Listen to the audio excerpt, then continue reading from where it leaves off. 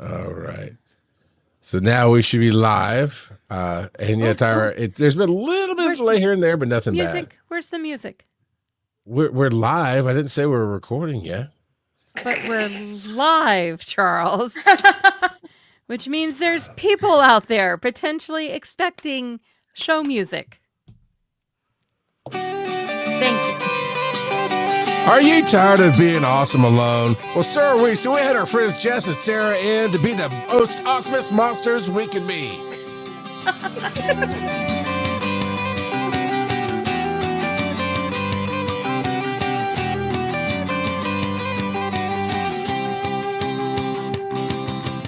Oh, it is Be Awesome Together time in the week. I hope you all look forward to it because I know I do. I'm Charles McFall over here, and we've got Tyra Hit the Button Burton.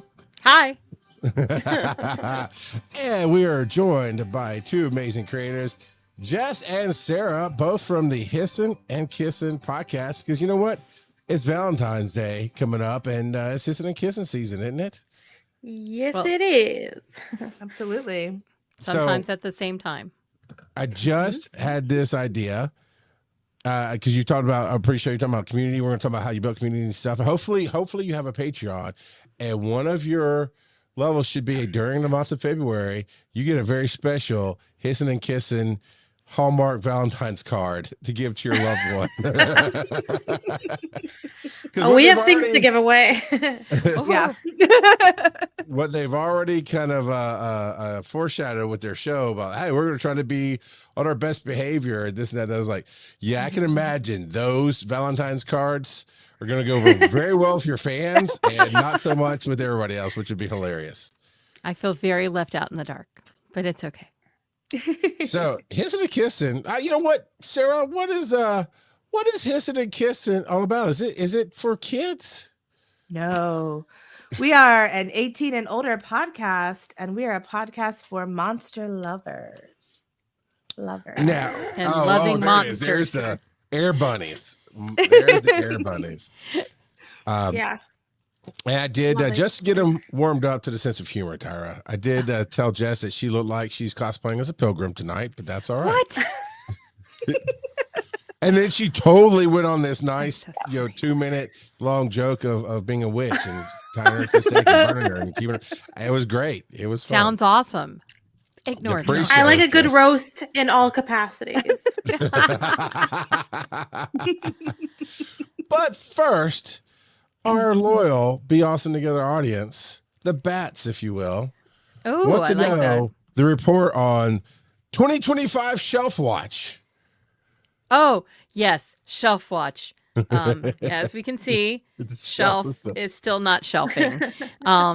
Shelf is it's still there, ladies and gentlemen. But the wood to make the shelf is in the garage. So Well, I'm a step closer, but there's a porch with rotting boards that's going to get put in front of shelf. So I feel that we're going to be on shelf watch for probably another month. You know what is going to be in less than a month? Valentine's Day. Yeah, nobody cares about that. You know what really is going to be in less than a month? What? Pod Jam ATL, March 1st at 800 East Studios in Atlanta. Tyra, myself, and Mark Deal of Podcast Atlanta are putting on a try and trust event, which is basically where we had this idea of putting on a one-day event that hopefully will grow into something more. And through the limited resources and time that we had, it's going to be a couple hours in the afternoon of a podcast concert. We got 3 live shows that'll be going on in between. Tyra will be doing a little hosting. I'll be doing a little hosting. Mark will be doing a little hosting. And you get to come to 800 East Studios in Atlanta, which is gorgeous, phenomenal. Go ahead, Tyra. Tell them about it. It is so cool. It is this great place with sus parking, but we've got parking figured out for you. But it is an amazing venue inside. It's got recording studios. It's got a live space area. It is just awesome. And best yet, it has bathrooms. Yeah. Well, when you go to the park in downtown Atlanta, sometimes they're optional. So we're happy to say that our venue not only is tricked out, it has accessibility and accessible bathrooms and a wonderful sound system and just great people all around. So I can't wait. It's going to be amazing. So, Tyra, where would you like to go in this Hissin and Kissin seasonal podcast? Hissin and Kissin seasonal podcast. That's great. So one of you, from what I gather, is in Canada. And one of you is in the U.S. So how did the two of you come together to hiss and kiss? Well, maybe not to each other, but you understand what I'm saying. I mean, what goes on at Dragon Con stays at Dragon Cons. True. I brought mine home and married him, so I can't say shit. All I know is I just heard when you revealed that this podcast is going to cost 25% more in Canada now. So there's that. Yeah. I guess vice versa. So maybe it'll even out. You know, well, I mean, it's made in America, so she has to pay us. I'm just saying, right? That's anyway. Like we make money on the podcast. Oh, what you will. You keep doing what you love. You always attract the funds. Sooner or later. Well, we met for the first time at Celebration in Anaheim, California. Star Wars Celebration in 2019. I met her through a mutual friend of ours named Celeste, and saw Jess throughout the con. She had an amazing cosplay. Do you want to tell them about your cosplay? I was dressed as Sai Snoodles, the Jizz singer from Jabba's Palace. Oh my. With an enormous feather sticking out of my head. So I could see Jess from anywhere because I could see the little yellow feather over all of the cubicles. And then as we were telling Charles, we kind of both discovered that we had a love for romance novels. And then we started finding some unhinged romance novels, and we would send them to each other, specifically monster romance. And it kind of became like, who could send the craziest one? And we try to kind of out crazy each other. And then my husband said one time we were joking around, and he said something like Hissin and Kissin as a joke. And he goes, oh, that could be the podcast that you and Jess do about monster romance. And I said, hold on, that's not a joke now. That sounds like a thing that we should do. And you've started this, sir. We started it, yeah. So yeah. And it took off, and Brad helps us produce the podcast. So really there's three of us on here. Yeah. Yes. There's a word for that. He is editing the latest episode that drops tomorrow right now, actually. Mm-hmm. So who is Brad? My husband. Oh, okay, good. Yeah, sorry. I didn't know if we just found him on the street. No, I didn't. Yeah. Maybe Celeste you did. Introduced Brad too. Don't worry about it. Celeste is the best. Yeah, he's in there. She knows Celeste everybody. is the best. I feel like I need to meet the Celeste, but I have a husband, so I can't handle another one. So we'll just no. So romance is how this all got started. So I have to ask, because I also am a romance girl. Who's your favorite? Oh, it's so hard to pick just one. Okay. I think part of our romance love, actually, Sarah, correct me if I'm wrong, actually derived in part from our mutual love of Reylo, which is that's true. The Kylo Ren and Rey shipping. And there's a lot of romance books that came out of that ship that started as fan fictions, and Sarah and I really like this Reylo ship. I think we like a lot of the romance books. I'm a Reylo shipper as well, so we're all good there. I don't care what Charles is, but yeah. So we're the only three people who actually liked the very last Star Wars film. No, I did not like the very last Star Wars film. There's a difference. The two of them. There is. Yes. Okay. Yeah, thank you. Yeah, there's a difference.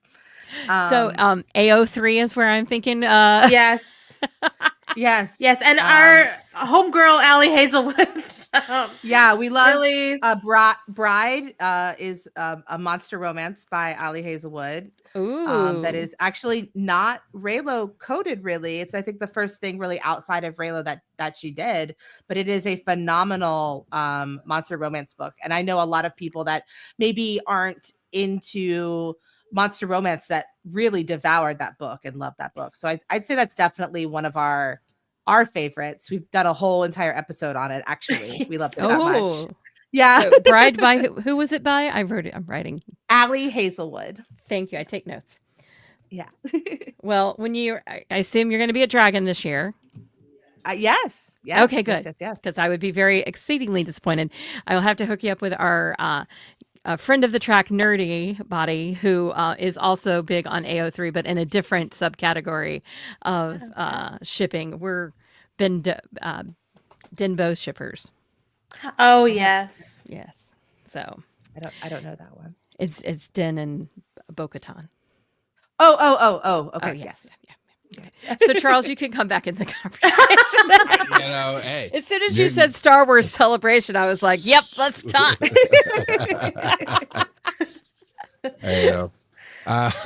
So Sarah was telling me that 2019 was her first Dragon Con. Ooh. So you went from celebration to Dragon Con to doing Hissin and Kissin. Yeah, I think definitely the pandemic was a big instigator of sort of really getting into like romance and like the monster romance, especially and that side of TikTok. I think that's where Jess and I probably connected the most, was sending each other TikTok book recommendations. Yeah, actually. We have a whole panel on that. It's funny to walk into the rare brick and mortar bookstore, and I don't mean like a little mom and pop, the big boys. I think it's Barnes and Nobles that is within 30 minutes of here. And anytime we're at that mall, which is happens to be the same place that Dragon Con does its Volunteer Appreciation Day, we go to Dave and Buster's there for a couple hours. So me and the family always tour the mall. It's decent, and we go to that bookstore, and they have a huge TikTok or book talk. They actually call it Book Talk Recommends. Yep. Then there's this kind of covered one of the spicy book talk recommends as well. Yeah. Like, all right, you're trying to stay alive. I don't necessarily believe you should stay alive, but you try it. So, well, I'm not reading a monster love story, but I am reading a cozy fantasy. Love. She's got the new book coming out this month. Yes. In the series, and it's the last of the series. Oh, boom. So good thing you're starting it, and then you can read the second one, and then the third one will be ready when you're all done. So occasionally I forget that we're a podcast without a video when people sometimes listen. So I just held up Emily Wild's Encyclopedia of Fairies by Heather Fawcett, and it's what's called a cozy fantasy, which I have been diving into, which does not have any much hissing and kissing, which I kind of want a cozy fantasy that does. So I'm going to go write that. So I'll be back with you. Yeah, and we can give you some really good recommendations for cozy fantasy that has a little bit of spice in it too. Oh, we will definitely talk. Yeah, absolutely. Like spicy cozy fantasy. And why Charles? would you not talk now? We can talk now. Because there's someone listening going, I want to know. Charles, I know you want to know. We have Rex. Yeah, absolutely. Okay. Let's hit it. I got a piece of paper, but I first have to say hi to Kaz, who's out there in YouTube land. Okay, so a couple of authors that we are really loving is along with Allie Hazelwood, we are big fans of Ruby Dixon. If you've heard of her, she does Ice Planet Barbarians, which is a very, very popular romantasy, sci-fi monster romance book. And there's tons of books in that series. Like 60 of them. Oh, that's awesome. We love that. Ruby Dixon is a prolific, talented writer. We are really big fans of CM and Nicosta on the podcast. She has a series called the Cambric Creek Cozy Monster Romance series. And they are spicy. The first one is about a minotaur that really took off on TikTok. Sarah, tell them the title of that book. It's PG. It's PG. It's called Morning Glory Milking Farm. So take from that what you would like. And there are some really great. There are some really great books in that series. There's one about a Mothman, who's a scientist. Wait, let me guess. The Mothman one is called Burned by Desire. I think it's called Sweet Berries. Sweet Berries. Mm-hmm. But it's actually it's awesome. It's a really wonderful Charles. It's a really wonderful kind of cozy community that she's created in these books, and it's very inclusive, and it talks about, the differences in species that all live together. It's really great. We also love Kimberly Lemming. I think it's worth mentioning her, especially because it's Black History Month. She is a writer of color, and she does really wonderful comedic monster romances that are spicy. A lot of people have said kind of they're cozy, but they're also quite spicy as well. And she has really great names like The Time I Got Drunk and Yeeted a Love Potion at a Werewolf, or The Time I Got Abducted by Aliens and Ended Up in a Rom-Com is her newest one that's coming out. So definitely look into some of those. I think. Jess, do you have any that you can think of off the top of your head that we're also fans of? Like cozy specific? No, just monster. I mean, I think all of them monsters in general. I mean, we also really love Tiffany Roberts on the podcast. We've had them on before. They less cozy. I mean, there's some coziness in there, but for the podcast, we read one of their books called Ensnared. I think it was like an arachnid type alien romance. Ooh. Yeah. And we also love Paige? Paige, what's Lavoie, who has that's a cozy series about Mothman. I'm in love with Mothman. Super sweet. Super sweet. We had Paige on the podcast as well. What Very in neat. fantasy literature defines cozy? Well, if you took Jessica Fletcher and you put her in a Dungeons and Dragons game, and she was slightly younger, and she actually slept with the doctor in Cabot's Cove, that is I think if you think of monsters, right, you think of kind of horror, something that really, elevates you. And cozy is something more comforting. You're talking about more romance, more maybe courting that you have. Maybe for example, going to Hallmark. Is this the Hallmark of fantasy novels? Kind of. Kind of. Yeah. Okay. They're usually in a small town or in some sort of area where the town people matter and play a big role in it. I was just a wolfman at a Christmas tree farm, and my old girlfriend, Belle Appleby, came to town. Yeah. Okay. Yeah, absolutely. But then the full moon happens, and it becomes less Hallmark and more After Dark. Yes. Yeah. Well, that big city Frankenstein didn't know what's coming at him. All right. Listen, these are all great ideas, Charles. Do you want to start writing romances? I will be happy to be the muse. I'll be the muse to those, because I think you're crazy fun ideas. I can think of craziness all day long. I love it. Let's take some notes. You guys have to write it. That's all. So I did just finish The Spell Shop by Sarah Beth Durst. Really liked it. It was definitely not spicy at all, but it was really cute. All right. Another good cozy fantasy. Tying kind of into this, you talked about having a few of these people on, and you talked about how you started this podcast as kind of like, oh, that's a great title. Let's just kind of jokingly jump into it. Yeah. But you've had New York Times best-selling authors on your show. How did that happen?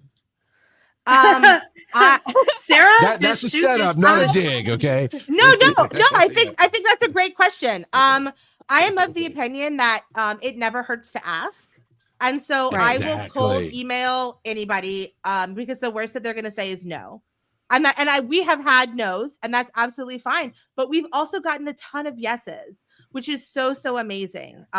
So I'm of the mindset that like you might as well ask. And I'm not above either like sending a follow-up email, like a month or two later that's just like, hey, I just want to follow back up. We'd still love to have you, especially if our stats have changed. Maybe we've gotten different people on the podcast and changed it up a little bit. Maybe it's a friend of theirs, a different author, or someone in the industry. Because we've had not just writers on the podcast, but we've had researchers. We've had people that produce adult toys that are monster themed. So we really have a large variety of people that are in this monster romance genre. And we try to cover really it all, not just books, but, TV, different parts of the industry, research, all kinds of topics. And it just email, ask. Tentacles. Tentacles. Yep. Tentacles. I already thought of those jokes. I'm letting them slide for this show. PG. Yeah. It's a tentacle. I mean, it's an octopus. Mm-hmm. I've watched enough hentai to know where this is going. Is the I meme, okay? am trying Yeah. so hard. So Jess and I, that's why we're on the top. We're sharing the same thoughts here, Jess and I. We're going to have another night without Charles, and I'm going to invite Nerdy Body, and we're going to come on at about 11. Perfect. Now do that. Yes, absolutely. Absolutely. I'll be happy to just publish that one later. So the movie Guillermo del Toro is you kind of love him or hate him, right? And love him. I've been confused by some of his work. I like his art style, but some of the things just don't quite line up for me. But then The Shape of Water, that one for me was weird, not knowing going into it. But you two, loving what you love. Yeah. How did you enjoy that movie, or not? I think it's a great example of monster romance. Okay. Jess? Yeah, I mean, oftentimes it depends on the romance, but usually there's an element of adjusting to the whole interspecies thing, and that plays a big part in the movie. Well, when you don't know that's coming, that's the part I was like, wait a minute, what's going on here? Yeah. Yeah. It was weird. They don't usually know it's coming either. And it was amazing to see, Sarah, it's amazing to see it being mainstream from a well-known, accomplished director. Yeah, absolutely. And you know, that carries through. We have Nosferatu recently, where there's quite literally on screen monster loving. Yeah, so it's really great to. What's that when you kind of see it? Yeah. As a possibility, like it's not my style of vampire, you know. So I've never quite liked the whole Nosferatu idea of it. I've been more of the Anne Rice version of vampires. But I At get least it, he but did it's say like, sparkly. No. Yeah. I will say, out of the Twilight series, the lore of the werewolves being Native Americans was interesting, but they never did anything with it, right? But other than that, no, Twilight's not even in the register here at all. Well, let me ask you, is it on your register at all? Because that definitely started off as fanfic that then turned into kind of monster loving, but it's not really. Yeah, I think it was originally, wasn't it? It was original. Romance? No, it was. I think it was My Chemical Romance fan fiction. Oh, I messed it up. 50 Shades of Grey was Twilight's fan fiction that became something else. Yeah. So I'm not sure that's a whole about different Twilight. type of genre. Yeah. I mean, but Twilight, I think we do say that is a monster romance. I mean, Bella falls in love with a monster. Vampire is a monster, and in that there are also werewolves that are falling in love, and that too is a monster. You know. So even though it's less, you know, Nosferatu-esque, it's still monster romance, and it comes in all kinds of forms. So, would the Disney movie Hunchback of Notre Dame be a monster-loving story? No, because that's a human. Yeah, I haven't watched it. To be fair, that's a human. But say Beauty and the Beast, absolutely, absolutely. The Little Mermaid, absolutely. Yep. Our first episode we ever did was on Beauty and the Beast, and I think that's a lot of people's gateway into becoming a monster lover. Because nobody wanted him to be a human at the end. Nobody wanted that. No, he turns around and you're like, less attractive. A white man, no, you know, right? Like that was not blonde fur. No. False advertising. So that's absolutely, I think, but also romance. And Beauty and the Beast also has a lot of tropes that you see in some of these monster romances, like forced proximity, being held captive, and things like that. And those really carry through. Enemies to lovers. Oh yeah. It's all Tell as old as time. Yeah. So I have a question. Do you guys consider shapeshifters part of monster romance, or is that separate because they can go back into human form to do the things that we're Hissin and Kissin about? I think we do for the most part. A lot of the books that we talk about, they are shapeshifters of some sort that might shift into, like, say, a dragon or something to that style. We also have a very loose definition of monster. Sometimes, Good. For example, we've had a plant episode. So I did not know. Yeah, I mean, how else are you going to talk about poison ivy for? Oh, that's true. Yeah. Okay, Or- good one. Word. Little Shop of Horrors. Yeah. I mean, you literally have a plant that's like, feed me, and they're consuming things, and that's, I suddenly feel dirty.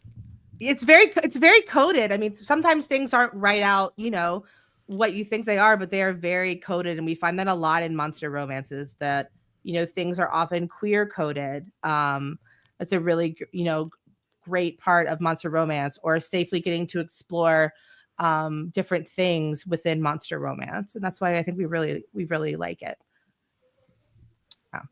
One, I felt dirty from the moment we hit the soundtrack to the show. We have that effect. Tell me, you've looked up, because I don't believe either one of you are old enough to have lived through it. You looked up the 1987 series Beauty and the Beast with Ron Perlman. Oh, absolutely. We talk about it. That's Don't worry. classic. Yeah, We do our research.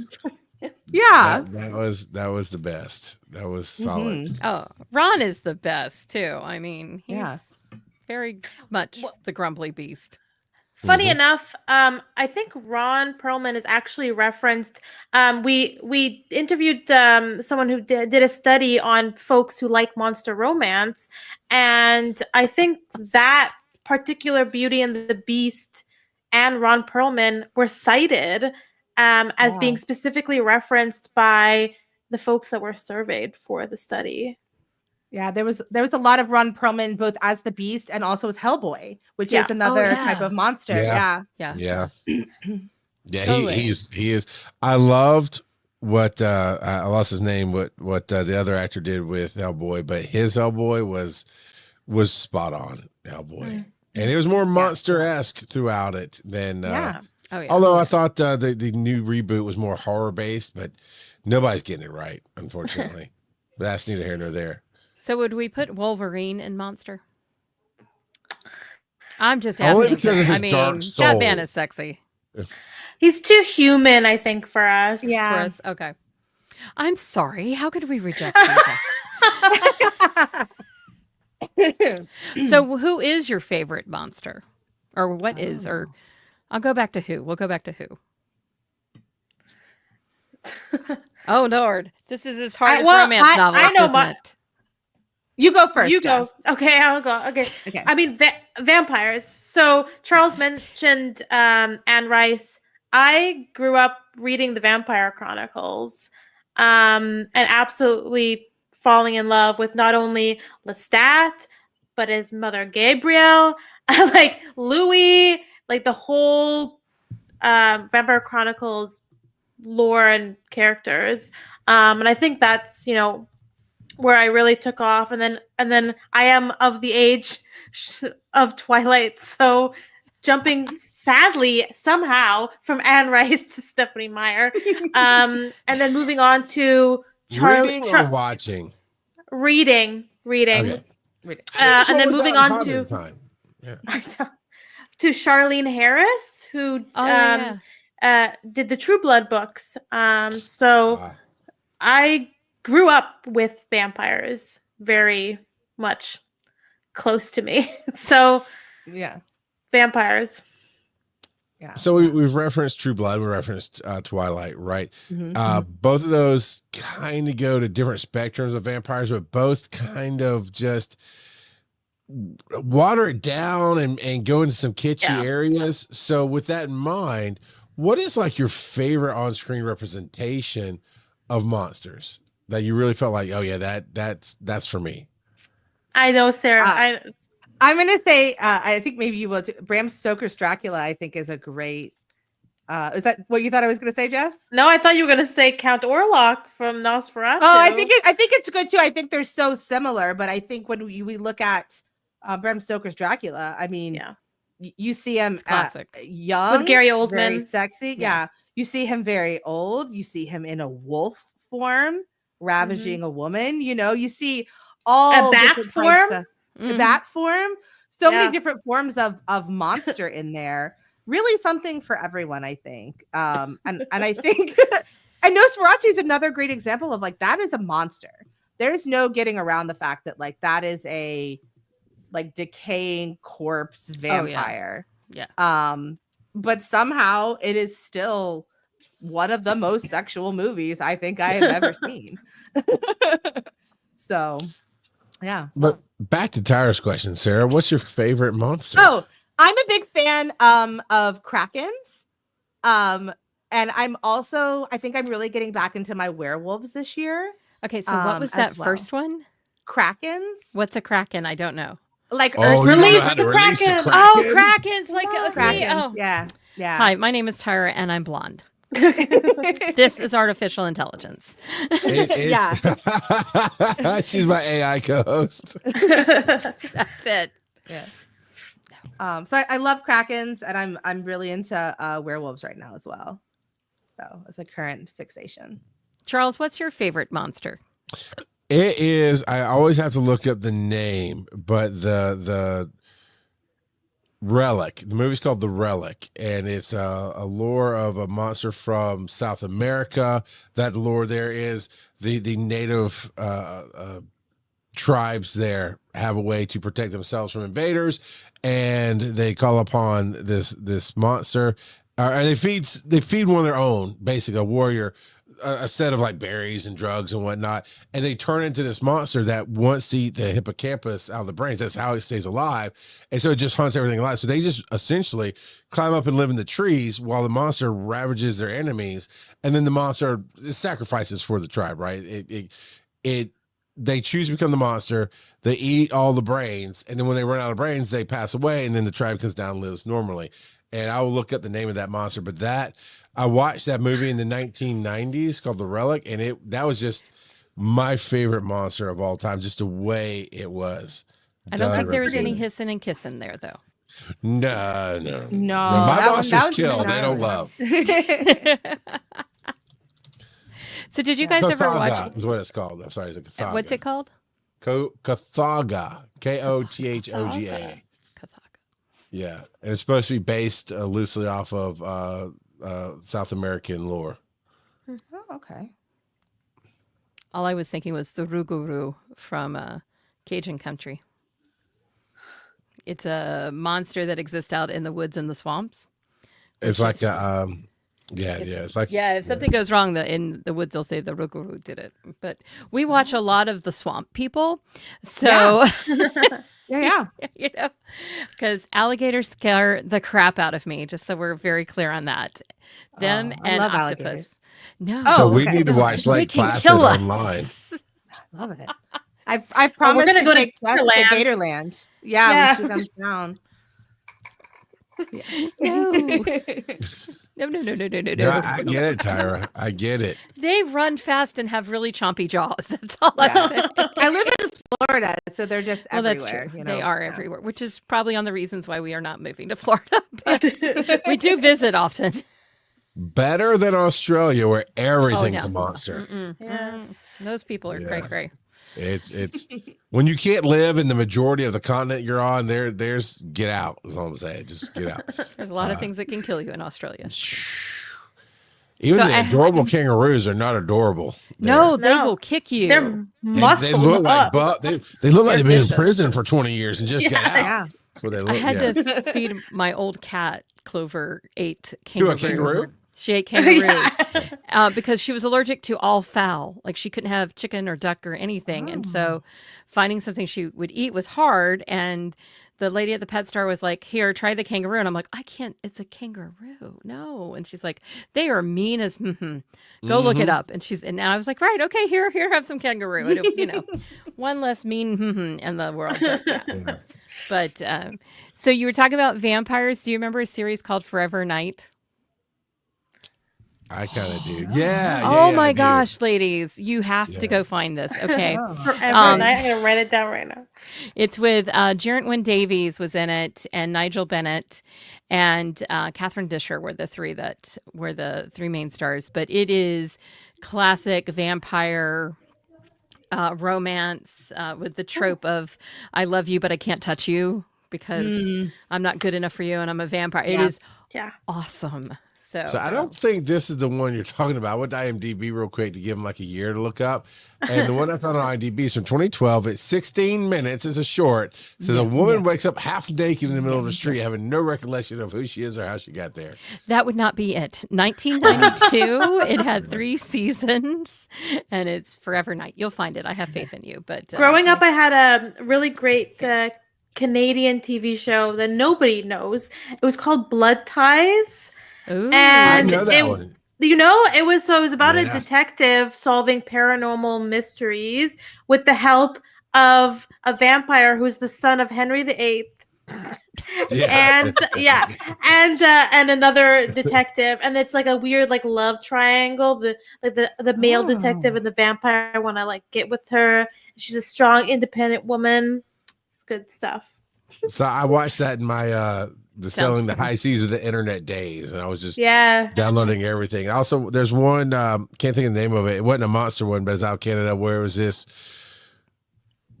chemical lab, but somehow they were researching diseases from the prehistoric era, and it was interesting, but there was a lot of references I didn't quite get. It's like, this is very Canadian, but it was good. You'll know if it's a Canadian show. Oh, you'll know. Yeah. Well, and Forever Night was filmed in Canada. Yeah, and I do remember that cover of it. It is a very 1990s series, so there's some cheesiness to the way they did things, but it was interesting. Oh, see, Draco out there knows it. Yeah. Draco out there in Twitch land knows of my Forever Night. So, all right, I want to shift up a little bit to experiences. And I know everybody's here for the monsters. Bring it on, Charles. Let's talk. Okay. Jess and I got seated now. Look, hold on. I got my crochet wolf here from Lycan Solomon's Odyssey. This is not show me on the wolf where it touched you. That's not what we're going for. Not that experience. Wait, baby Grogu has arrived. Okay. Oh no, put the baby away. DragonCon this year, you brought your show to DragonCon. Oh yes. Yeah. How was that experience for you, both in the leading up to it and the execution? Oh. Well, 2024 was my first DragonCon. Ah. Oh, So- that's awesome. You got to come in and perform, and it's a different cool. Yeah. So it really was such an incredible highlight. And I'm like, how am I going to top 2024 DragonCon now? It was incredible. When you got invited to do your show at Celebration. I don't know. Maybe not Celebration. He doesn't understand. I don't think Lucas Phil is going to let us do that.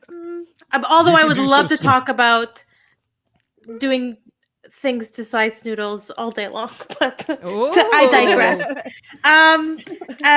Sarah, do you want to tell them about the lead up to the panel? You know, like our So I would say showing... from the vibe I got when you promoted or when you suggested it, and then when it got accepted and how y'all responded, you seemed very excited, nervous. I was very nervous. I didn't know where the room was. I wasn't sure who to talk to. I was very much like, I'm like an over planner too. Like I need to know like where everything is and how it's going to go. And so like not knowing something makes me incredibly anxious. But I was like, okay, we're going to hit the ground and we're going to promote the heck out of this. So we ordered 200 tiny little monster, toys. Yes. And from my friends at Creature Feature Toys and little tiny ones. And then I cricketed koozies with little sayings, sneaky little sayings on them. And we handed out stickers and koozies. and little phalluses to everybody. I mean, and ribbons. We had monster lover and friendship ribbons. bracelets. And friendship bracelets. We did friendship bracelets like a magic 8-ball. My friend went through the tags of Monster Romance on AO3, as well as our episode titles, and made just a bunch, like 40, 50 unhinged bracelets. So people would reach into the bag and pull one out like a magic 8-ball. And then we would be like, oh, are you into that? You should try reading about this. That's awesome. So we tried to promote it as much as we could, just viral promoted it. And then the day of, we wore matching outfits as ripped bodices, but with monster fabric made of our logo. And we had a couple of cocktails beforehand, as you do at Dragon Con. Oh yes. And we showed up, and there was a line outside the door, and we were like, that can't be for us. And I walked over and I said, what are you guys waiting in line for? And they were like, the Hissin and Kissin panel. Jess and I were like, oh, this line goes around the corner. I was like, oh. And we were like, we're Hissin and Kissin. So then we were like, we like didn't know. I don't know. I feel like I still didn't like kind of know what to do. We were overwhelmed. And we had to close the doors for capacity. We reached capacity really, really quickly, which was exciting. And it was a great crowd. It was a crowd amazing. That was like ready to get rowdy and talk about monster loving. And it was really, really fun. I love listening to the recording. At some point, we do a thing where we rate monsters. So whatever our monster of the week is, we'll find all of them that we can in popular culture. Then we'll go through and rate them on a scale of 1 to 10. And so we did that for dragons for our Dragon Con episode. And we called it Debauched Dragons. And a couple of the dragons, I love in the audio, you can hear, Sarah, no. Like when one of them, because we talked about every dragon you can imagine, including a little purple one that hangs out at Epcot. So you talked about, you cannot ruin Figment, my childhood hero. He has an imagination, though. Figment has been around since the 80s. He's of legal age. That's true. He in that ride, he licks that guy's face and says he tastes like chicken. So, like, how does he know that? Because he eats chicken. He's a little freak, okay? He's a little purple dragon. Next, you're gonna ruin Dragon Tales. Next, tell me you're gonna. We didn't ruin Dragon Tales. Don't forget Shrek. We use his imagination. Oh yeah, we use that Shrek dragon. Okay. That dragon canonically reproduces. Yes. Yeah. Cross species love. Yeah. We just got done. We just got done recording our Ogre episode, and I watched all of the Shrek films as part of the Ogre episode. And my favorite line in the last Shrek movie is Donkey talking about his kids he hasn't met. It's like a whole time travel thing, and he goes, "Are they like cute, or are like people unsettled by them?" And I thought that was really reasonable really question. Line. Yeah. So, it was a wonderful experience. And then seeing the feedback from folks as well was also really helpful. I mean, one of the comments we got was that it wasn't long enough. I mean, and to be fair, we were a little nervous. So we did kind of zip through, especially the first part. For our episodes, we normally intro each monster with a little bit of history and backstory. Oh, nice. And then we move into the sexualization of that monster. And for those sections, we zipped it through it quite a bit. Through. Yeah. And usually Jess does a really wonderful section on our podcast. We have a little jingle about AO3, and she gets on AO3 and she finds unhinged fan fictions. Okay, but we didn't want to do that. AO3? I'm sorry. Oh, Charles. It's called Archive of Our Own. It's a fan fiction website. Okay, that's all we need to know. All right. Yeah. So Jess usually gets on and finds something unhinged, but we didn't want to do that for this one. So Jess and I wrote a monster romance fan fiction about dragons, and then we played Mad Libs. So when people came in, they filled out a Mad Libs card. And then while we were doing the recording, my husband went through and filled in randomly with the Mad Libs, and we read it without ever seeing it live at the end of the podcast. And that was really, really fun and truly unhinged. And we encourage people to put down the most unhinged things for the Mad Libs. We were like, if there's a number, don't put like 2. really just go unhinged on it. And so people really, really had fun with it. Yeah, it was great. Well, we're so glad you came. You're going to put in for next year, right? I've already done it. Okay, good. Yeah. Well, I'm thinking that we need to get romance in the geek space and get us a bunch of girls that love, and boys, if there's any out there, or gender fluid, I don't care, talking about romance and in the geek and fantasy and sci-fi space beyond monsters, so you guys can talk about monsters. But it's been such a huge thing now. So absolutely. But I'm now proud that Charles knows what AO3 is. I'll forget by tomorrow. It's fine. I just want to do it for a podcast because I hate listening to something where somebody references. Right. Listen, Charles, if you need to actually search AO3. There's some wild things out there. And you know what? Sometimes if we don't find something wild enough for the podcast, we will write it. Mm-hmm. Like for the Mothman episode, we made a Guy Fieri and Mothman.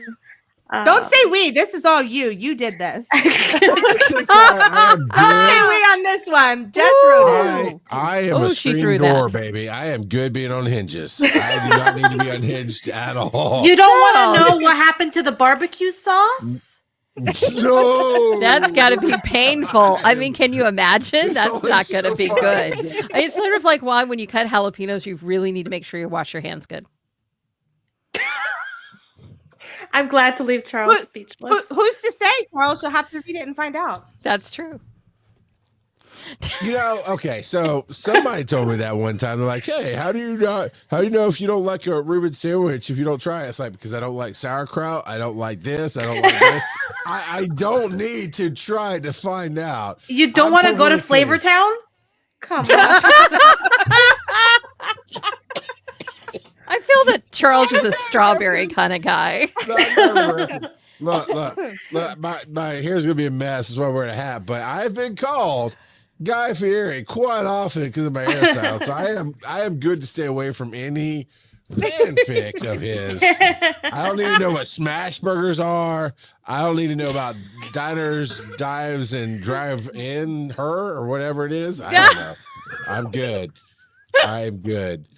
Just write this down. Write this down. I know that one was actually I give him 3 stars on that one. Look, I can inspire a whole lot of things and a whole lot of people, and I love doing it. Doesn't mean I'm going to read it. It's okay. It's all right. And I admire that there's something for everybody out there, and I love your story. So when you submitted to Dragon Con, immediately I went, oh, this is fresh and new, and nobody has sent this my way in the entirety of my time here at Dragon Con. So I really hope when I go and check out their site that it's worth a damn. And it was. It absolutely was. Your audio was good. And I don't just judge on the quality of the website and the audio, although if it looks like crap, I'm like, this does not. I do judge on websites, just so we're clear. Well, I understand that when you come to a table, you're gonna bring a little bit something different, but you do. I listened to. I mean, all I needed was a minute of your podcast. I just skip through and go, okay, you guys talk well. You present your thing. You're passionate. You don't seem like you're gonna crumble. And I was very happy to greenlight it, and I'm so happy that I got that experience once myself. Is I did Pokemon Go podcast. I'm like, nobody knows our show. Nobody showed up. Well, they showed up for Pokemon, and the same thing. We walked up like, what are you guys waiting in line for? And like Pokemon Go podcast, and like, holy crap! And we filled the room. It's a great feeling. And when they don't need to know your show, they become fans of your show after the fact because you did a great job. And that's all I ever heard was that the feedback from the people in the room and before the app stuff came out was that you owned the room, you had fun, you brought your show to the table, which is all anybody can ever ask. And you're going to get to come back again this year for sure. Yeah. Scott Moore said you did great. Yes, well, that was wonderful. Yeah, he can be a little grumpy, but he loved you guys. Great spirited. We made sure that we followed the fire marshal instructions to a T. Yeah, he got traumatized by that one year. So yeah, thank you. Yeah. Did he really? I haven't. Well, one day I will hear this story. I'll just tell you. We've told it on the show. I'll tell you off air. It's fine. Okay. All right. So goals for Hissin and Kissin. What do you? And it doesn't have to be, it doesn't have to be numbers. It doesn't have to be anything. What would be an awesome, holy crap, we didn't expect this to happen moment for your show? I think that we have some of that coming later this year that I can't quite reveal yet. Okay. But we have a couple of people that are coming on the podcast that are Monster Romance royalty. Yeah. I really tried to shoot my shot and it worked out. So I'm good for you. I think that getting some of these people that are coming on and I have a bucket list of people that I want to invite. And we try to plan out the seasons beforehand and compliment our guests when they come in so that they work with the seasons. So that's one thing. I think we'd like to get we'd like to grow our listeners. Obviously, we'd love to get to the point where we can monetize. So that's a big goal that we have. Do you have one listener? No, we have a lot more than one. Then you can monitor that. Patreon.com/ wise__. They have a coffee. They have a coffee account. Yeah. Or Ko-fi. I can never say it right. So you tell, hey, if you love what we're doing and you like Hissin and Kissin, throw a few and then you make a monster reference. There's some kind of monster money. I don't know. And we do have merch, and we sell some of our merch as well. Yeah. Charles, I'm dropping the link for the merch. Okay. We're getting to the point where we're seeing like a steady growth, and I think just more of that. Obviously we do want to come back to Dragon Con again. And I think those are some of our big goals. I think we have that list of people that we'd like to have on that's growing too. I think also for me, I would love to get us on. There's a like monster romance convention. Ooh. Yeah. Hold on. That should absolutely be your target. Oh my gosh. Yes. Oh, monster. We didn't romance. find out about. It's a monster. Actually, it's a monster erotica convention. Yes, I just found it. Yeah, so we would actually love to see if we can get into that next year. It's a little bit too late for us this year. Sure, I get that. Yeah, it's application times and all that jazz. Plus, but it is difficult with you being in Florida and her being in Narnia. That there's a flight difference thing there. Right.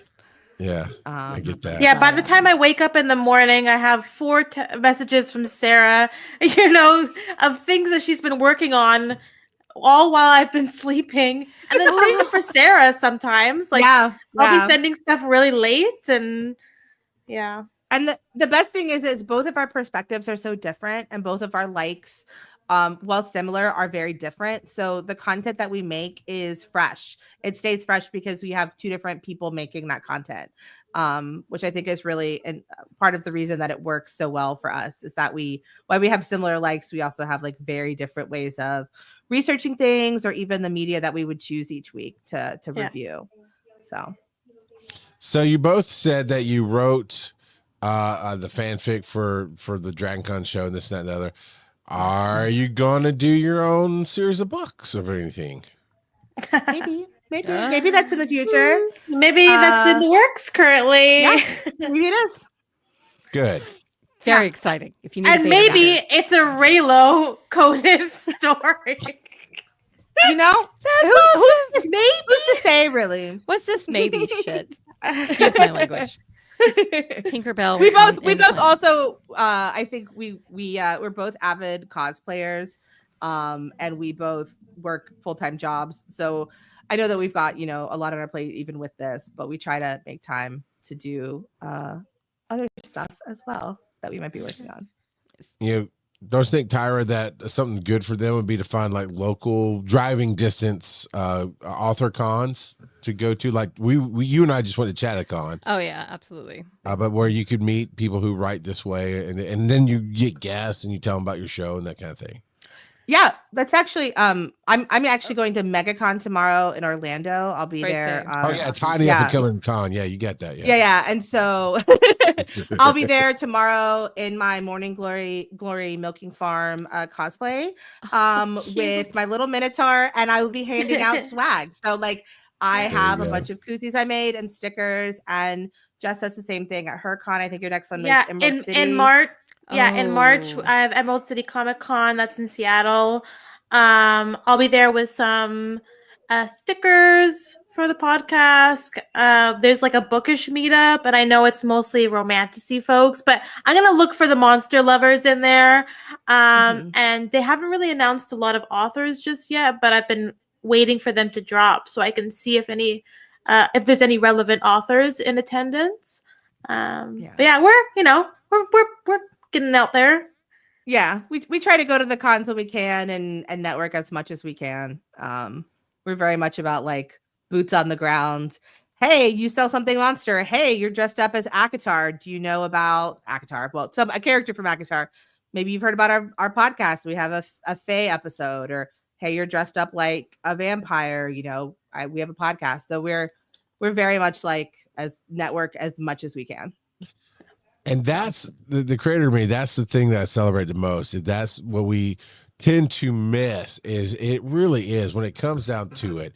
It is the best marketing we can have for our show is being that connection, that human connection there to say, hey, this, I see you're into this, try that, and all that. So good on you for already doing all these things. Yeah. So I mean, that's how we also connected with like someone who's now become a friend, this artist, Jack Face. That's their handle. And they do art that has like monsters in it. And we were doing an episode on Fallout, and they love Fallout. So we let them know about the podcast, and lo and behold, we'll be dragging them out to DragonCon for 2025 with us as a fellow monster lover. Yeah. They did a wonderful piece of art that we turned into a sticker of the robot Mr. Handy from Fallout. And that's all I can say about that. Yeah. Well, he's holding various devices. Yeah. Well, he is handy.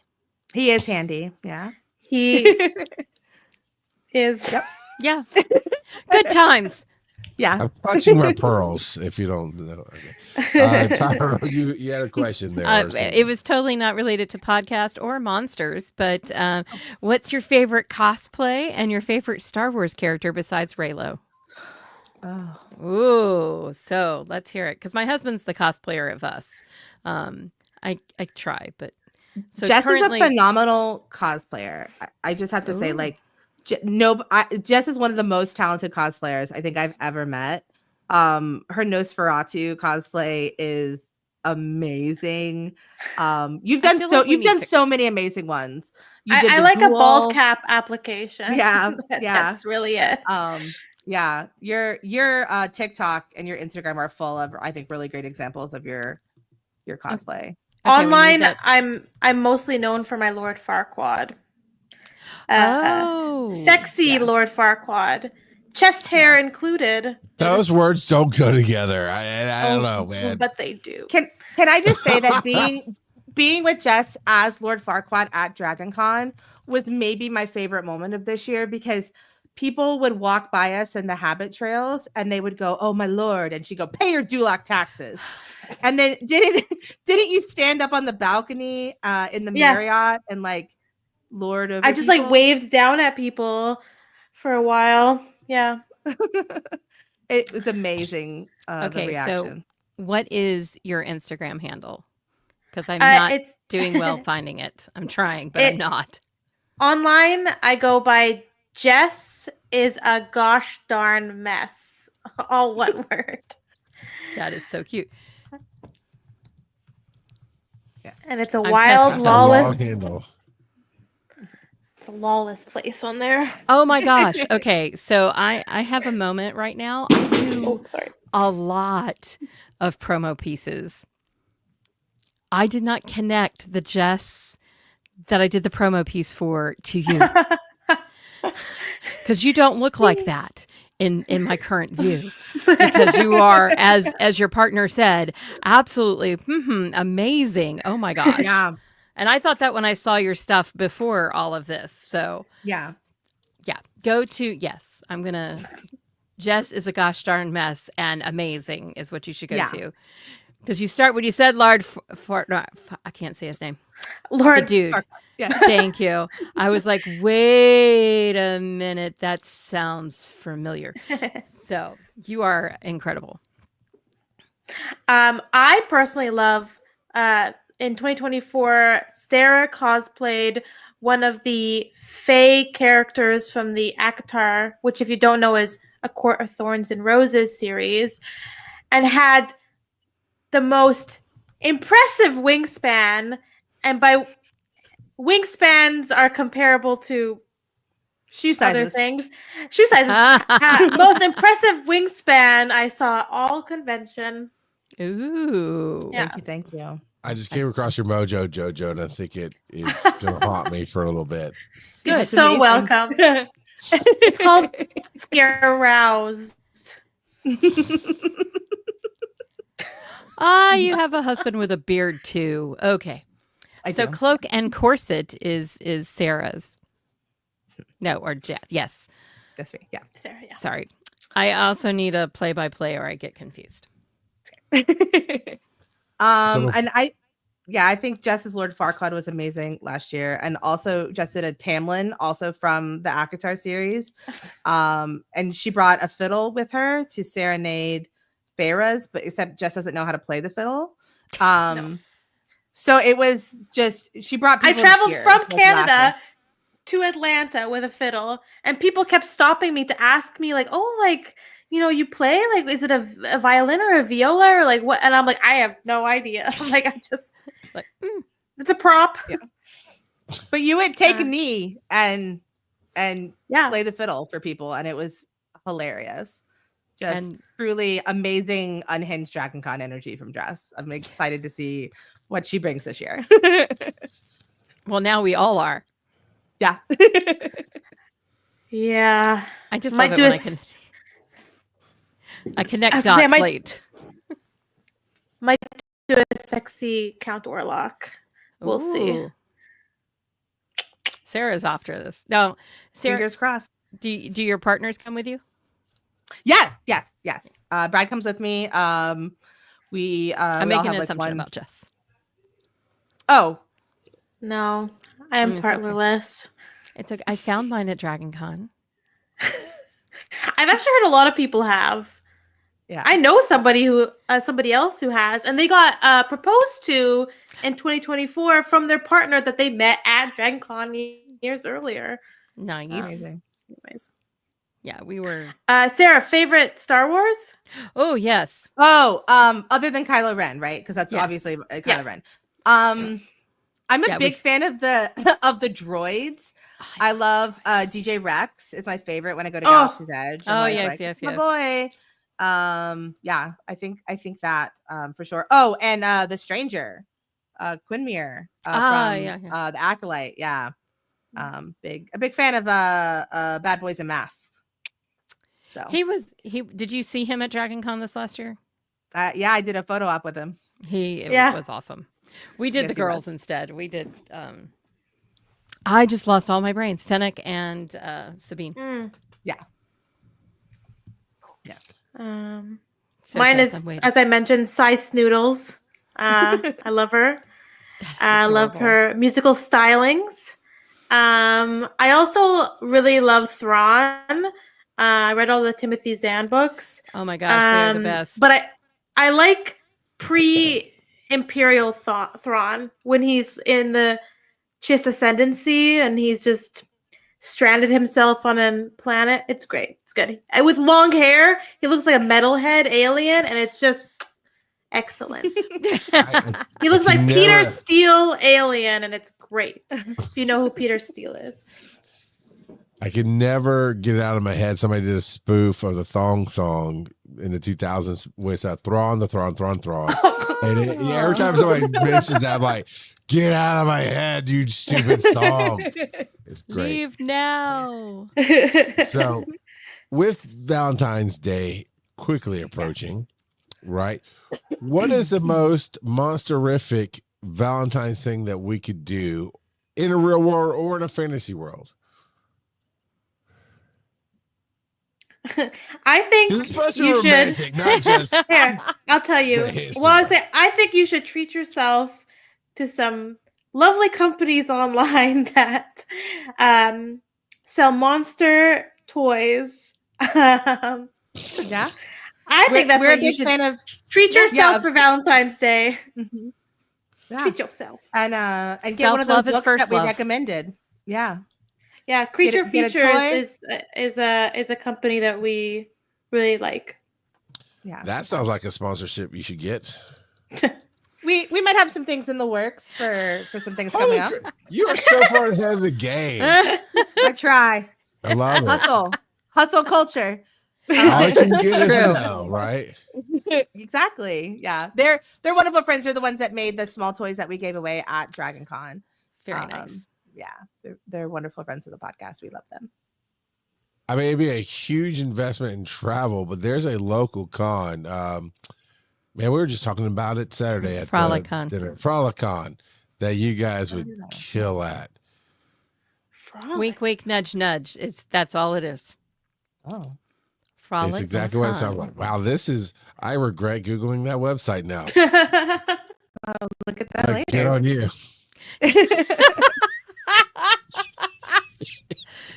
Again, You get nothing else out of this show. You get an education and knowledge. I think and we're power. relatively PG so far. yeah, we've been very PG. tame. Hey, If We they are go to a not this way website on- link, not our issue. exactly. That was on me. He did not post it in the chat, Yeah. Yeah. so it is perfectly fine. And my favorite thing tonight has been breaking Charles with the two of you. So anytime you want to just hop on and talk about, tentacles, please. Absolutely. Yeah. Wonderful. So Y'all are ruining Pirates of the Caribbean for me. I mean, Oh, that we Davy talk Jones. about Davy Jones. what that my beard God. do? What that beard do? That's a face to sit on. Sorry. Whoa, Listen, yeah, we. it's 9:05. We're okay. Yeah, we're good. Chapter 9. Awesome. That was lovely. So, outside of Davy Jones and his beard, if you were going to pick a movie with monster love to watch on Valentine's Day or a TV show, what would you pick? Oh, that's hard. That's not the right word. I have That's what two they'll be saying in recommendations. this. Yeah. Two recommendations other than Nosferatu, because I think that is good Yeah, for please Valentine's watch Day. Nosferatu. Yeah. Yeah. I think Your Monster, which came out last year. Oh, yeah. I was going to ask a you about that. I really want to see that. wonderful monster romance movie. It's cozy. It's very cozy. Yeah, it And looks very also, cozy. Lisa Frankenstein is another really good monster romance that is not as, say, graphic as Nosferatu. Yeah. Both of those are really wonderful. I think not only monster romances, but really great feminist movies. So I really What was the appreciate first both one of you those. mentioned? Your Monster? Your monster. Your monster. Yeah, I really wanted to see that, and it actually was one of the nights of AMC does this thing called Screen Unseen, where you get a surprise movie usually about a week or two before it airs. And the night that we ended up, for whatever reason, not being able to go, it was Your Monster. I'm like, so I've been waiting. It just hit streaming, so I'm going to check that Yeah. out. Oh, it looks cute. It's It very looks good. really good. I mean, it's a very modern day breakup story. And from the previews, you can't tell if the monster is representing like what she's going through with the breakup and depression and stuff, or if he's real. And I'm curious to find out in watching it where it lands. Okay, I have to ask questions offhand because Tyra does not watch movies that end badly these days because we got enough going on that are ending badly. So if it doesn't end happy, Tyra can't watch it. It's I would you say did not say that, Charles McFall. Sorry. Go ahead. it is open to interpretation at the end. Okay. I think it's the it's best way happy to- for the main character. Is the way I think it's see happy it. too. Yeah, yeah. Bad Charles. Sorry, the Phil Keating in me came out. Yeah, my bad. All right, so we got Your Monster. We got Lisa Frankenstein. Are there any others? Like if not, I mean, obviously Nosferatu just hit streaming, so there is that. If you really want to getting to that level? Or what's one of your favorite rewatches? Like you watch it once a year or whatever. Oh, this is mine. I'm gonna age myself a little bit. Queen of the Damned. Aaliyah. Woo! That is Aaliyah in that bikini, and when the fire and everybody's dying. Excellent. See, what's funny is one. I mean, the story was great. I don't remember that. I Jonathan Davis, best album for a movie ever. Thank you. And that score that Korn did and Jonathan Davis did for that. Oh my God! I like make more of these Anne Rice films. It was Queen of the Damned is the best. Interestingly enough, so there's the Interview with the Vampire TV show, and the third season will be coming out. The third season is going to have Lestat's Rockstar arc, and they went with glam rock, which is going to be so interesting. Yeah. But I mean, that's kind of what's in right now, right? We've cycled back around to that glam rock. I think so. Yeah. Thing, so as a 1980s baby, yes. Yeah. I know. Sarah? I think I watched Bram Stoker's Dracula quite a bit. I know we already mentioned that. That's probably the one that I would like. Just I think I'm a big costume nerd, and I think the costumes in that are just phenomenal. Incredible. From his armor to like the corsetry and the dresses. I think it's just eye candy. So maybe that one. And I'm not going to turn off Twilight if it's on, ABC Family for the 800th time. I'm going to watch it. Yeah.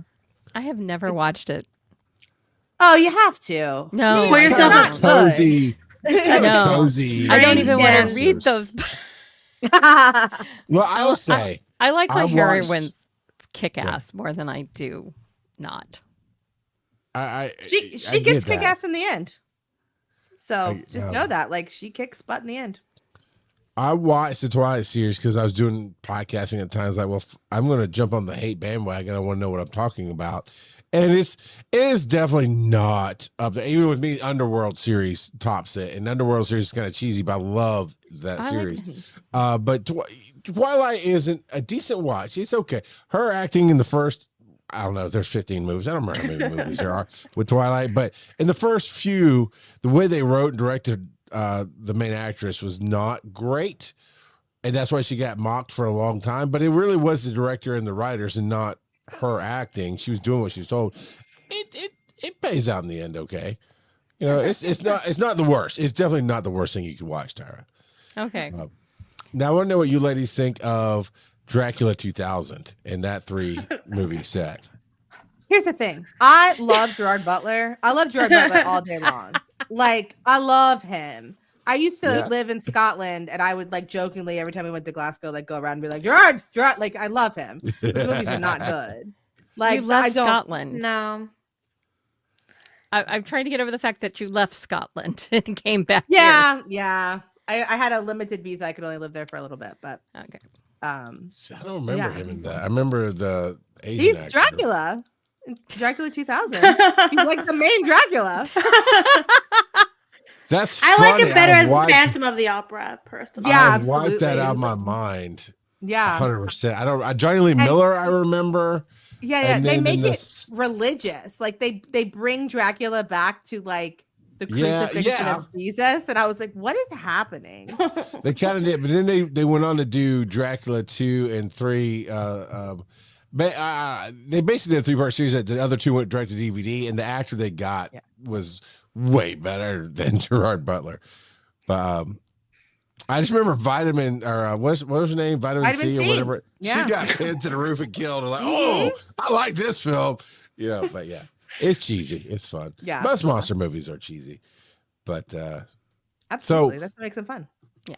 What's your I know you've given a lot of authors, but the offbeat, man, if you're gonna watch anything that we haven't talked about yet or read anything we haven't talked about yet, what's your you gotta see this one? Like, mine's always like The Relic. If you're gonna watch a monster film, it's not Hissin and Kissin, but it absolutely is. If you're gonna watch a monster film, I tell you, go watch The Relic. It was underrated and well written, I think. I think I mean, I don't know if Sarah will. I think there's different levels. So if you really just want to literally quite touch the surface, like just cause barely a ripple in, the whole pond of monster romance content, Bride by Ali Hazelwood is a very good starter. It's a vampire and a werewolf. It's very trope heavy. It's I would say it leans more towards just a general romance, but there are monsters in it. But there are some more established monster romance authors. So quite a few of the ones that we already mentioned that should be also like good starting places, like C.M. Noscasta with the Cambridge Creek series, Morning Glory Milking Farm. I mean, that's one that's, I think you're. Listen, here's the thing. You're gonna. It sounds ridiculous. It sounds ridiculous. I think it's a really good book. It's really. Sarah, tell them the premise.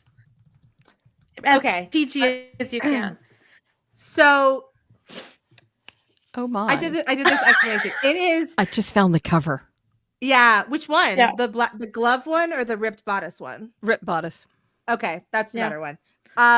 It is about a woman who is trying to pay off her student debt, and she gets a job at a Minotaur milking facility owned by a pharmaceutical company that is using the product to create like a Viagra for human population. And she is like a technician, and and when we say milking, we're not talking about udders. Yeah. No, I caught that. Yeah. I just wanted to be explicit. Listen, we had to go through AO3. We just want everybody to understand. You can read for free on Kindle Unlimited, just saying. Yeah, the whole series is on Kindle Unlimited. It's but the thing is, it's written very well, and it is kind of it's political. Like, even as a silly concept, it's talking about, like, having to pay back loans and the economy and the monetization of everything that you do, and corporations making a profit off of you, right? Which are like all themes that we deal with every day in our lives. But it is spicy. It's very spicy, but it's also like he's romantic. Like, he definitely courts her. They go on very cozy dates. Yeah, coffee dates. But there's also a very spicy side to it. Isn't there a special bedding that they have to acquire? Yeah, they have to get a special like enzyme when they have to wash the sheets and stuff. Yeah. The lore is deep. The lore is deep. I just loaded it on my Kindle. I'll let you know. Yeah. Please do. I read it as a joke during lockdown, and then I was like, oh wait, this is actually really good. Like, this is great. And now she is absolutely one of my favorite authors. Like, she is phenomenal. I think she just released a book, Sarah. Yeah. He Loves Me Not, which is about a naga, like half man, half snake, and it's a retelling of You've Got Mail, but they're florists, and it's like a gender swap. She's the corporation, and he's the small business, and it's very spicy. So, but also like romantic, and it's kind of like a. It's not, and these books, they're not always like 20 somethings, they're all ages. Some of them are, 30s, 40s, 50s. It ranges. The characters have depth and background. They're not just, a blonde 20-year-old taken by a beast, they're like actually like, they're different sizes. They're not all skinny, or sometimes they have, maybe a deformity or a disability that they're working to overcome. And it really is a reflection of the world around them in a lot of her books. So it's not just about, Minotaur milking. It is, but it's also about so much more. And there's so much world building. Yeah. It was a glorious morning. Mm-hmm. It was a glorious. Yeah.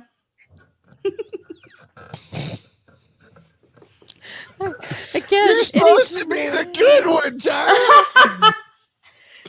I think this has all still been PG. Yeah, we've been pretty good. Yeah. I mean, even with the beard, we were pretty good. Mm-hmm. Mostly. So where can we find you guys on the web? Oh, Jeff. we have a whole plug. Oh, I hope it's for your podcast. It's not flared. Don't worry.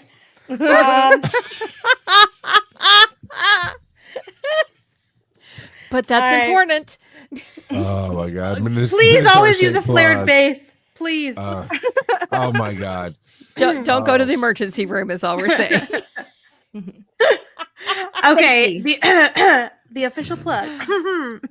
You can find us on Instagram at Hissin and Kissin Podcast. We have a link tree in our bio where we have all types of places to go to, including our website, which is www.hissinandkissinpodcast.com. We also have a link to our own Discord server. We've got a TikTok, hissin.kissin.pod, a Blue Sky account, hissinandkissin.bsky.social, and an email account, hissinandkissinpodcast@gmail.com. That's where we like to hear any feedback or even ideas. We love ideas. There's only so many monsters out there. Charles, that's their website. Oh, you sent me a link. Sorry, I'm just holding it together. I'm holding it together. I love both of you. Here's their chat here. So, look, there's only so far former preachers can go. It's random territory. Those are the worst former. Can we just say that? I mean, all the ones I know are like to my face. Sure. Anyway.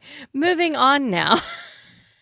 Don't forget, you can find at Jess is a gosh darn mess on Instagram and Cloak and Corset on for Sarah. Mm-hmm. So find them because they're fun. And we can't wait to have you back. I personally cannot wait.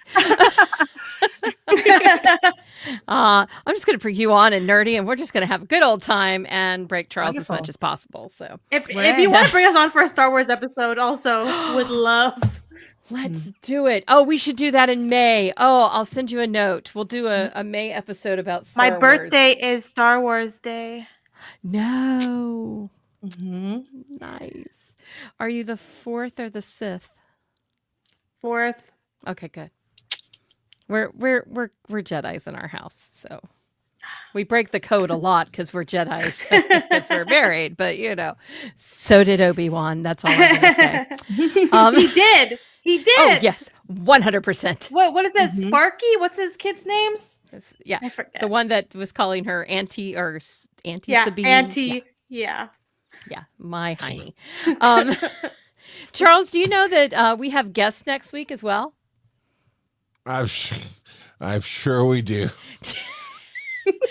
Next week, we're going to be talking about Valentine's and love, but more importantly, how you can do this with your.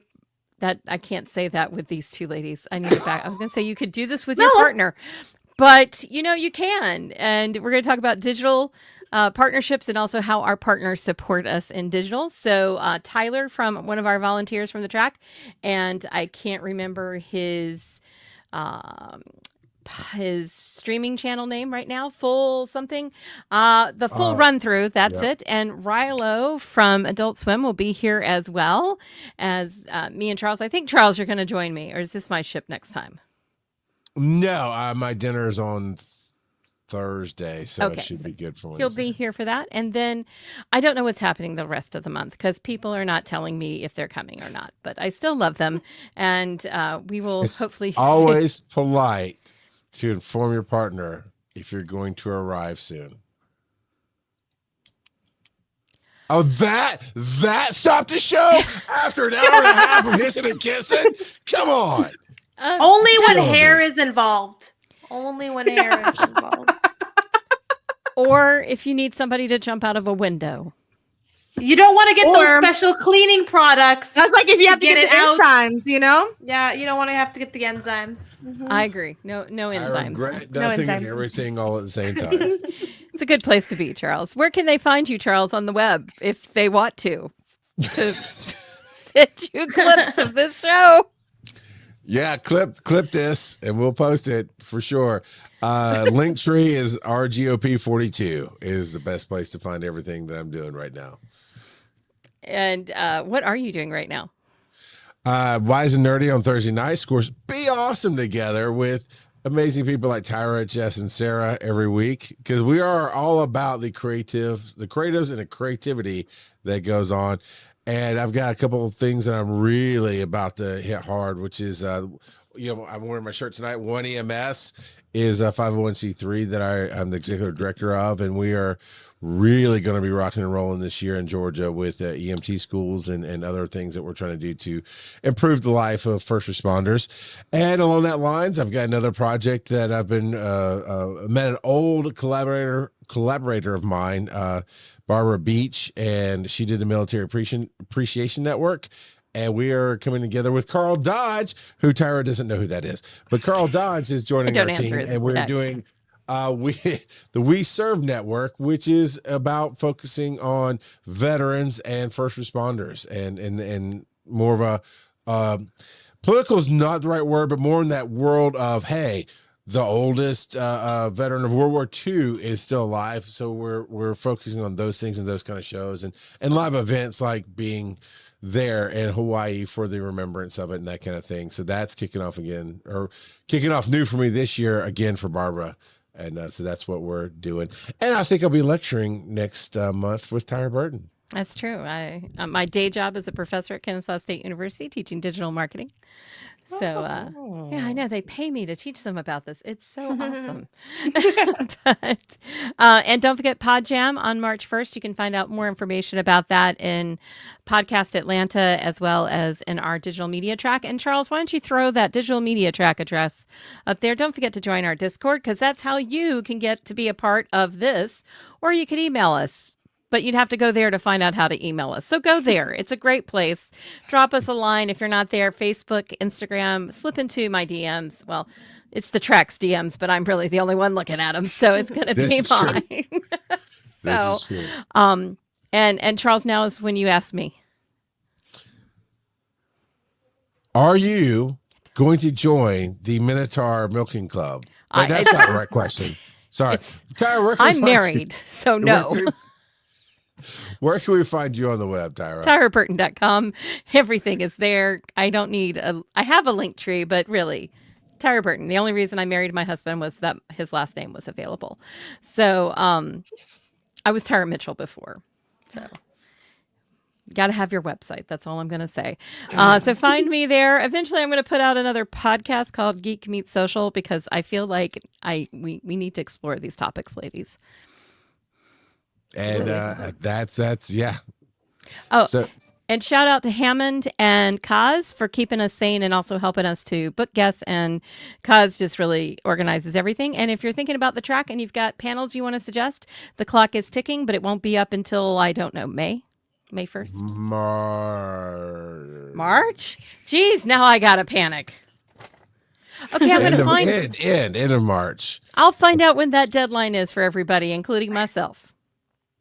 It's kind of fluid, the deadline, but it's when I get usually between March, the end of March and the 1st of May, I'm like, okay, I'm ready to really get this program locked in. So the programming database just opened, so I'm going to be working on that this weekend. Ooh. Getting the staples in there and maybe some Hissin and Kissin. We'll see. Yeah. Oh, we submitted bright and early. And just a reminder to everybody out there, humans can be monsters too, so make sure you love yourself and you love the people that you love. Self-love is first love. Yeah, it is.